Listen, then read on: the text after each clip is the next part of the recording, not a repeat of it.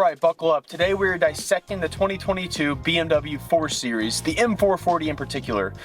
X-Drive, all-wheel drive coupe. By the end of this video, you will be able to explain the difference between an M440 and a true M car, so make sure you stick around for that. You know the world of BMW can be a bit like navigating a maze, especially with their naming conventions. This M440, for instance, might make you think it's a direct M4 relative. Well, just wait a minute. It's a bit more complicated than that. Now, you BMW purists, stick with me here for a minute. I know you guys already kind of know the M culture and everything. Despite not conforming to the conventional BMW aesthetics, the BMW M440i stays true to what makes a BMW, well, a BMW. Let's start out with the fantastic motor. The B58 that we will cover later in the video is a powerful motor that is super reliable, one of the most reliable motors BMW makes to this day. Even though this is not a true M car, it still maintains that signature BMW drive, that unmistakable feel when you're behind the wheel that makes a BMW a BMW. BMW lives on the edge of that feeling of complete and utter control.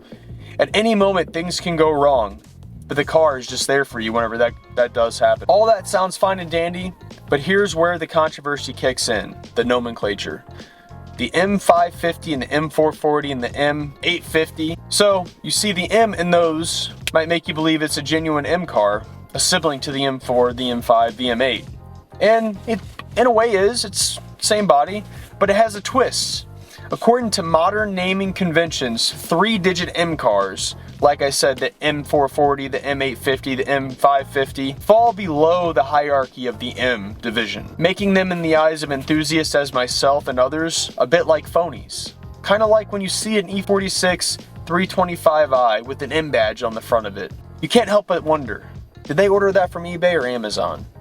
This really is no different than what BMW is doing right now with the M440s and all the M850s. The only difference is that they produced it. They produced that M badge. They didn't buy it off eBay. They didn't buy it off Amazon. So the next time you see that kid riding around in his 325 with an M badge stuck on the side or on the back, just remember, BMW does that every day. They sell millions of cars just like that. So now that you know the M440 isn't a true M car, let's talk power on this thing. The M440 boasts a mighty 382 horsepower, delivering a thrill of driving experience. Here's the kicker, it's not the all-out track machine that the true M cars are. Those M siblings are loaded with an ultra-sophisticated chassis tech, such as drift analyzer, M mode toggled by buttons on the steering wheel. The M440 takes a slightly simpler route. The features like adaptive dampers and limited slip differential. So the question is this a true M car? Well, not quite, but it is a BMW through and through, and that is good enough for me. It has power delivery from the B58 like nothing we've ever seen before in a non-M car. The handling and steering still feel like an agile BMW despite its weight being almost 2 tons. Currently, BMW has diluted the significance of the M badge to the point where it no longer commands the admiration it once did. Its former prestige and meaning have diminished. This transformation has occurred due to the widespread application of the M badge on a multitude of models. For true M enthusiasts like me, seeing an M car is still special.